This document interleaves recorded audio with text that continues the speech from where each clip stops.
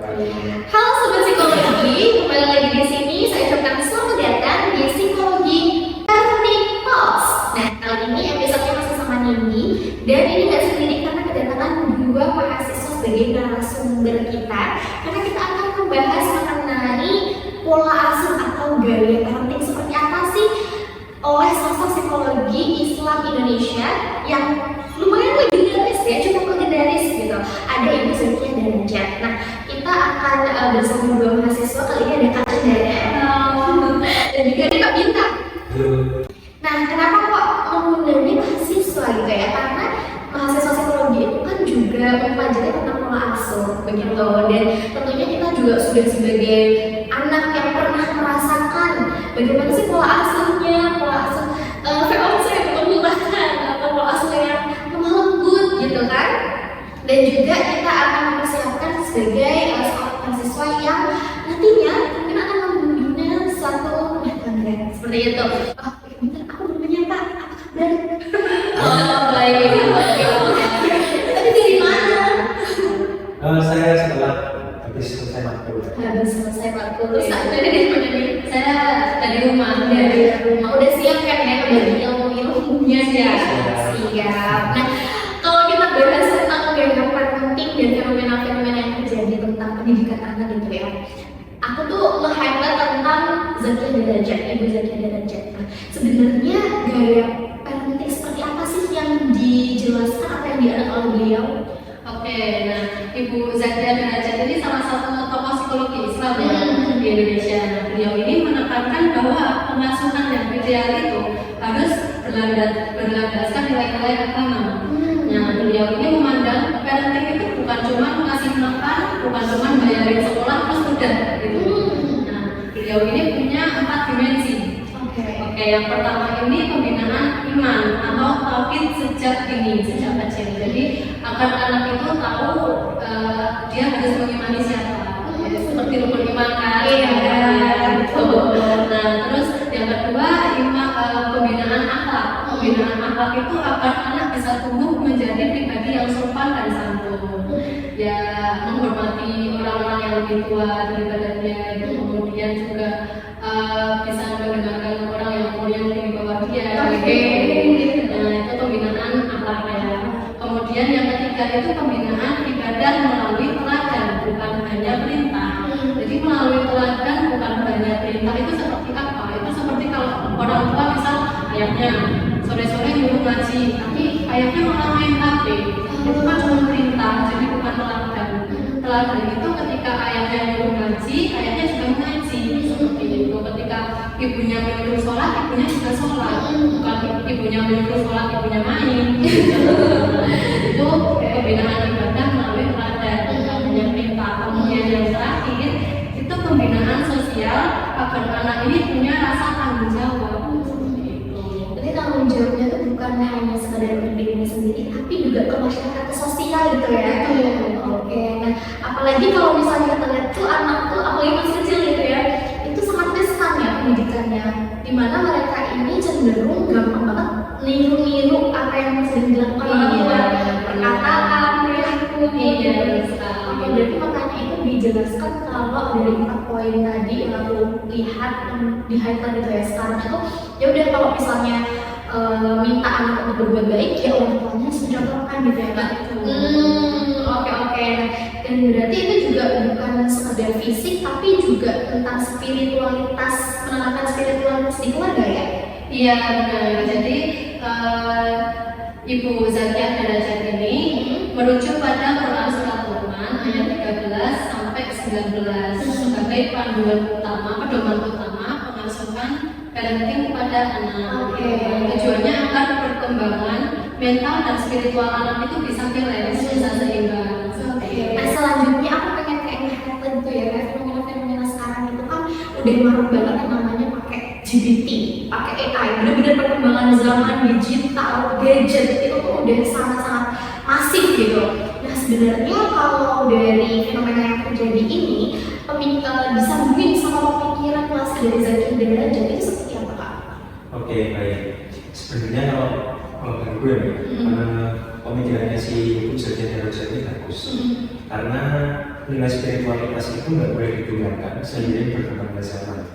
Walaupun kita sebagai orang tua itu harus tetap mengenali perkembangan zaman seperti teknologi, gadget, kayak sekarang pakai CCTV, AI dan sebagainya. Itu kita sebagai orang tua harus wajib. Anak itu harus tahu itu karena bekal kehidupan di dunia ini itu kan juga harus pakai itu. Tapi di sisi lain, sisi spiritualitasnya itu lebih ditinggalkan. Jadi si ibu ini pemikirannya bagiku sangat bagus lah untuk di era sekarang yang sudah krisis moral, krisis perilaku, anak udah berani sama orang tua gitu, pemikirannya itu sangat membantu untuk menyembuhkan diri gitu. Jadi apakah bisa dikatain kalau tantangan orang tua yang karena banyak itu digital itu tuh kayak nilai spiritualitas itu jadi kayak pegangan gitu nggak sih? Oke, nah terus gimana sih kayak pemikirannya itu diterapin di tengah gempuran gadget? Oke, baik. Jadi kita sebagai orang tua itu seperti yang Mbak Cendana tadi sampaikan, kalau kita itu seumpama sholat, kita juga harus jadi contoh kita sholat. Kalau anak itu disuruh ngaji, ya kita sebagai orang tua itu kalau bisa ya kita tuh ngaji, kalau bisa juga ngajarin anak. Jadi pendidikan contoh itu penting, karena anak itu yang pertama dilihat, khususnya di keluarga, itu kan kita sebagai orang tua, gimana perilakunya, gimana kita ngasuh anaknya. Jadi anak itu pasti akan lebih enak ngikutin kita kalau kita tuh nonton. Oke, jadi emang ada pegangan, ada contoh modelingnya gitu lah dari orang tua. Oke. Nah, berarti di sini peran orang tua memang harus siap ya sebelum memiliki anak. Itu emang harus sudah secara mental, secara fisik, secara emosional dan spiritualitas itu udah bagus gitu. Apalagi kalau misalnya dilihat dari sekarang itu anak-anak itu benar-benar kritis gak sih Kak? Gitu kayak aku pernah melihat video ada anak tuh yang mempertanyakan misalnya kayak Allah itu bentuknya seperti apa, terus kayak kenapa kalau di keluarga anak itu nggak boleh ibaratnya yang memimpin kenapa harus laki-laki, kenapa nggak perempuan. Nah itu tuh pasti menuntut kita untuk bisa lebih kritis juga dan menjelaskan hal-hal yang bisa mereka rasakan.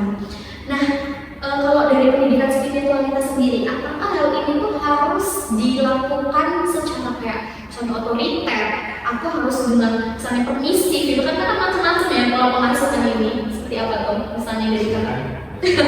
Oke, cerita dulu. Kalau dari saya pribadi itu pola asuh secara permisif atau secara otoriter, kita katakanlah kalau permisif itu secara lemah lembut ya, itu secara lebih tegas.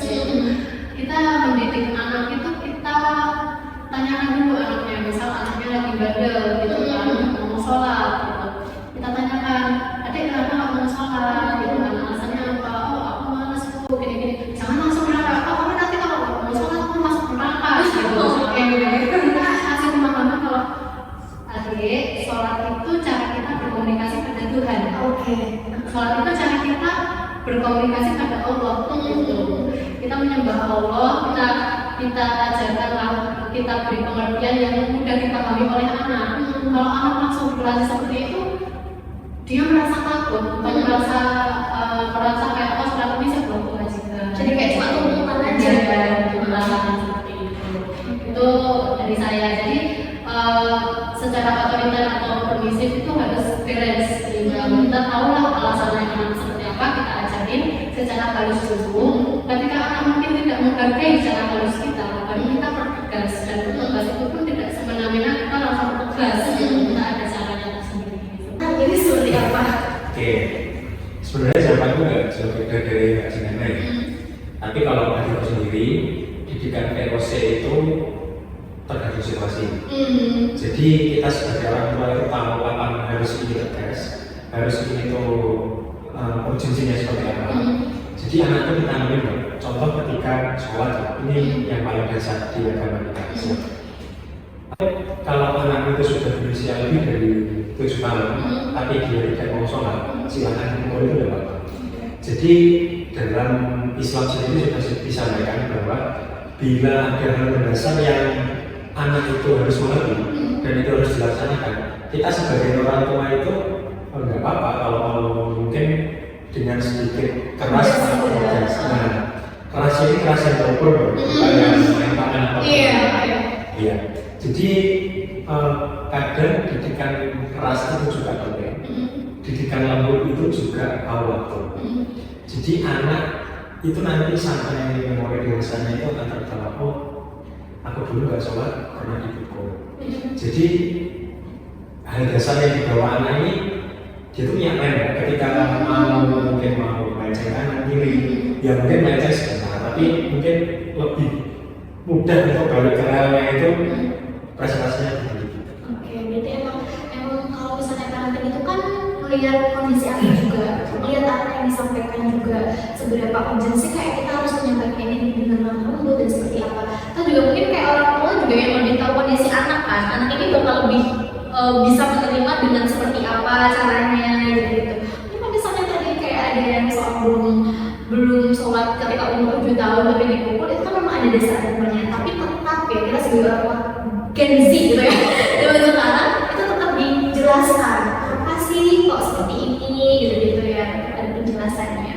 Oke, menarik sekali nih.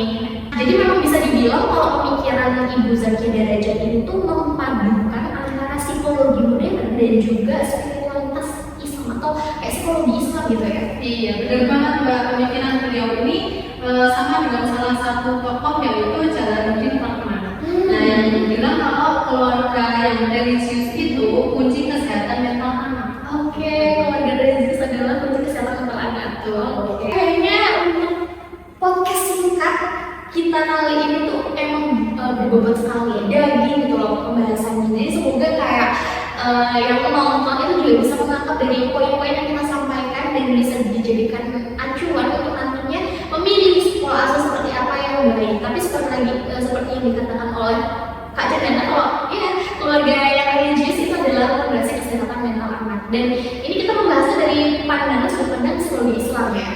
Saya ucapkan terima kasih banyak kepada Kak Bintang dan juga Kak Cendana karena sudah menyempatkan waktunya untuk podcast kali ini.